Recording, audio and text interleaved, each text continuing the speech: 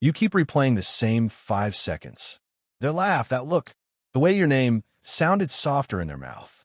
And somehow, that moment becomes a story. A full chapter built out of a glance.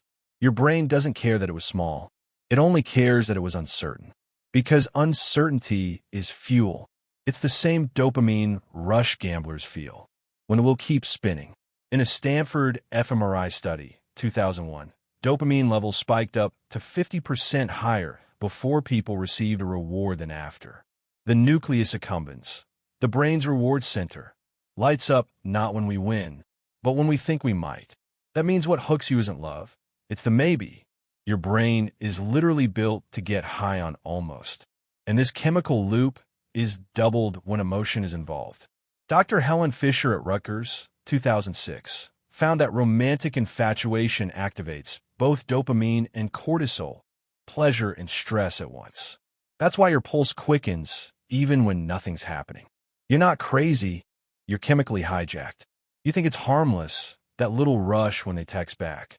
But your body doesn't see it as harmless. Your heart speeds up, your palms sweat, your breath shortens. It's attraction dressed as adrenaline. You're not waiting for them. You're chasing the next chemical hit. And maybe that's the part you don't want to admit. You don't like them. You like you when they notice you. That version of you that feels chosen, alive, finally visible. Every crush is a mirror held at the perfect distance. Close enough to reflect hope. Far enough to hide reality. Crushes live in that fragile space. Between maybe and never. You feed them with silence. With imagination, with what-ifs. And your mind calls it connection. But psychologists call it projection.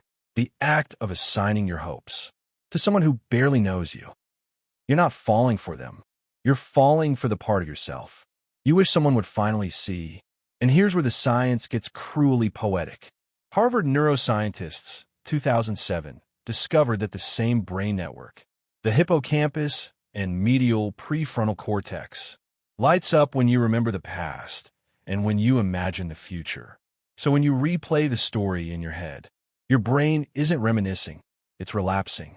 You're living a memory that never happened. You scroll their stories like a ritual, searching for signs that you exist in their world. A lyric, a coffee cup, a caption that sounds almost like you. But coincidence doesn't care. It never did. And here's the strange thing. Crushes survive on distance.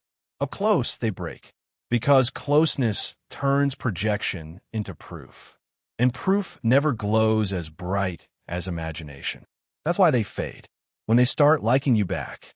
Not because love died, but because mystery did. Even fMRI scans agree. Uncertainty lights up the same reward circuits as excitement. Once certainty arrives, the high disappears. You don't miss them. You miss the dopamine. You think this is about romance, but it's really about pattern. If love once meant earning affection, then maybe feels like hope, and certainty feels like danger. When you label what you're feeling, your brain literally calms down. A UCLA study, Lieberman 2007, showed that simply naming an emotion can reduce activity in the amygdala, the brain's fear center, by up to 40%. So whisper it if you have to. This isn't destiny. It's chemistry. This isn't love. It's longing dressed as safety.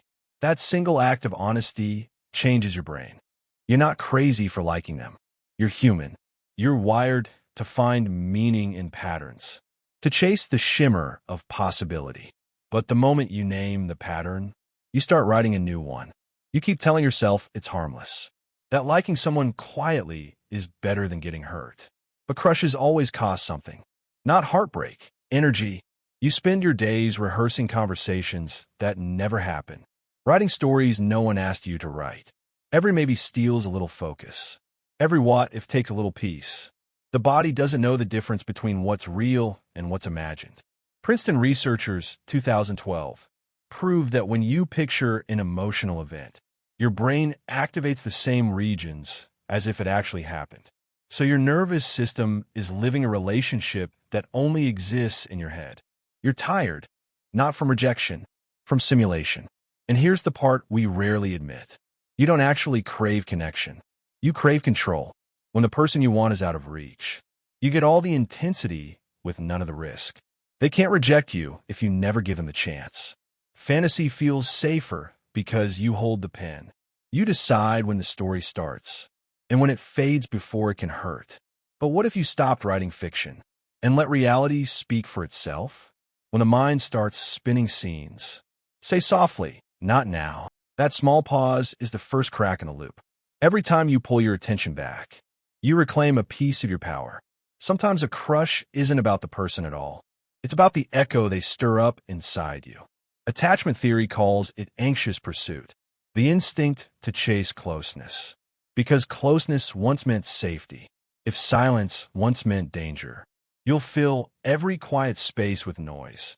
You'll call it effort, but it's really fear disguised as care. The truth is, you're not drawn to people who ignore you. You're drawn to the suspense of not knowing. Suspense feels like significance. It mimics the rhythm of love. Your pulse quickens, your stomach turns, and you mistake it for chemistry. It's not romance, it's uncertainty. And uncertainty is addictive. Dr. Stephen Porges's polyvagal theory, 1995, explains why. Your nervous system links safety to predictability. If you grew up around chaos, your body confuses calm with threat. That's why stability feels suspicious. Your vagus nerve doesn't trust peace yet. When the outcome is unpredictable, the brain releases dopamine and stress hormones together. It's the same chemical storm that makes gambling exciting. That's why your crush feels like a high, because it literally is. You're chasing adrenaline, not affection. You've seen it before. That moment they finally text back, and 10 minutes later the rush is gone. Because it was never about the message. It was about the waiting, the almost, the ache that keeps you alert. You call it passion, but it's just your nervous system confusing danger for desire. So breathe. Don't open their profile the moment you miss them. Stand up, walk, touch something real. Movement helps your brain rewire.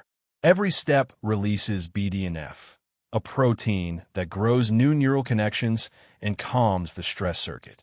You're literally training your body to find aliveness in motion, not in waiting. And maybe this is the hardest truth to face. You don't miss them. You miss who you thought you were when they noticed you. That confident, spontaneous, magnetic version of you. But that spark was never theirs to give. It was yours. They just reminded you it existed. Stop giving them credit for your glow. It was always your light. Healing isn't blocking their number. It's realizing you were the electricity all along. You tell yourself you've moved on, but then a song plays, or their name appears on screen, and suddenly, the whole story wakes up again. Not because you still want them, but because your brain memorized the pattern. Neuroscientists call it emotional memory loops. The same circuits that store fear or comfort also store the thrill of almost being loved. That means even when they're gone, your body still flinches for a message that will never come. It's not weakness. It's wiring. You trained your nervous system to expect the high, and now peace feels like withdrawal. That's why it hits late at night. When the world is quiet and your mind is loud, you don't miss them. You miss the noise. You miss the suspense. You miss feeling like something was about to happen. But here's what's real. Healing doesn't feel exciting. It feels boring at first. It feels like silence. Because calm doesn't flood you. It builds slowly, one honest breath at a time. And maybe this is the hardest part to swallow.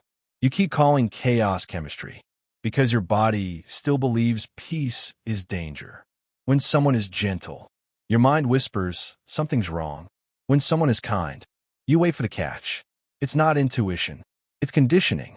You spent years confusing adrenaline for love, and now stillness feels suspicious.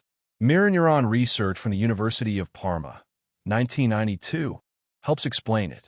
Our brains automatically imitate the emotions we witness.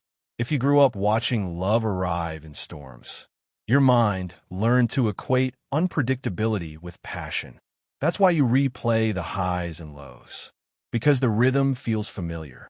But familiar isn't the same as safe, and intensity isn't the same as intimacy. The truth is, the crush isn't the villain.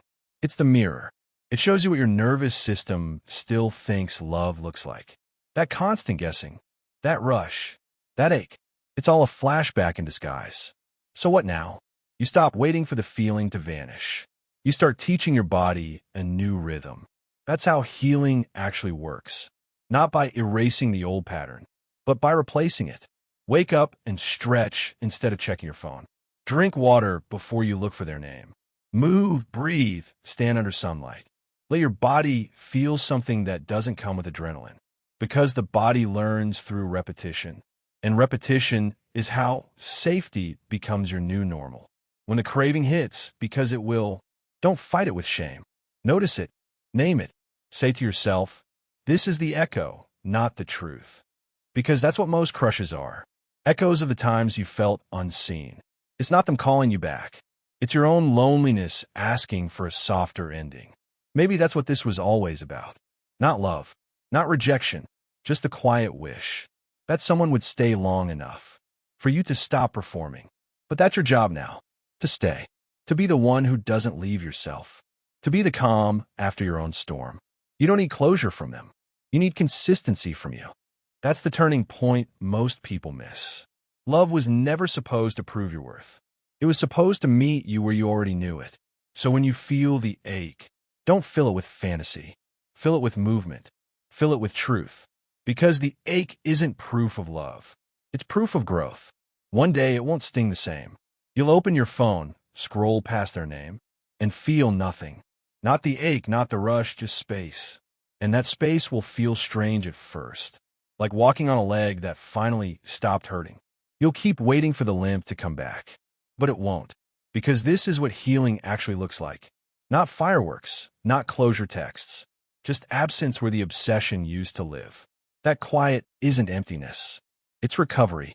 A Harvard study on neuroplasticity found that when people stop reinforcing an emotional habit, the brain begins forming new synaptic pathways within weeks. Every time you resist checking your phone or stop replaying the same scene, you're literally rewiring your brain. Peace isn't just a mood, it's a new neural route. You'll start noticing small miracles. You'll sleep through the night. You'll wake up without that first thought being a name. You'll laugh mid-conversation and realize you weren't pretending. That's healing, not an event, but evidence. And here's something no one tells you. Freedom doesn't always feel good at first. It feels like withdrawal, because you've been addicted to intensity for so long. That stability feels like boredom. But boredom is just peace you haven't learned to trust yet. Get time. Let calm prove itself. There's a moment that always comes. The test. They text again. Maybe a hey. Maybe nothing but a heart emoji. Your old self will light up, ready to step back into the loop. But then something new happens. You pause. You smile. You set the phone down, face up, and keep doing whatever you were doing. That's not indifference. That's growth. That's you recognizing the pattern and choosing not to dance. And you'll realize something powerful. They were never the story. They were just the spark that showed you how desperate you were to be seen. The lesson was never about losing them. It was about finding the part of you that didn't need to be chosen to exist. This is how it ends, quietly, not dramatically. No speeches, no revenge globese, no grand closure moment. Just peace arriving like a tide. That doesn't ask for permission. You'll still have days when the old ache returns. That's normal. Healing isn't erasure, it's repetition. The ache will come, and you'll breathe through it. You'll remember the difference between missing someone and missing the version of yourself that felt alive in their presence. And you'll keep choosing you again and again until the choice feels natural. Because that's what real self-worth is. Not loud, not proud, but quiet, steady, practiced. It's walking through your own life without asking for an audience. So tonight, don't text them. Don't block them either.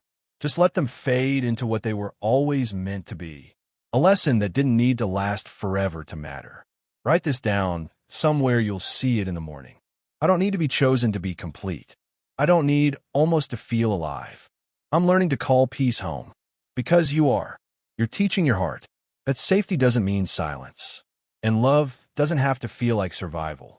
And when someone new appears, someone steady, someone sure, your body might panic at the calm. But stay. Breathe through the stillness. Let safety feel foreign until it doesn't. That's the new chemistry. That's what real love sounds like. The kind that doesn't raise your pulse. It steadies it. The kind that doesn't make you prove your worth. It reminds you never had to. So if this felt like coming home to yourself, take 10 seconds and subscribe. Not to the channel, but to your healing. Because this time, you're not waiting to be chosen. You're choosing you first.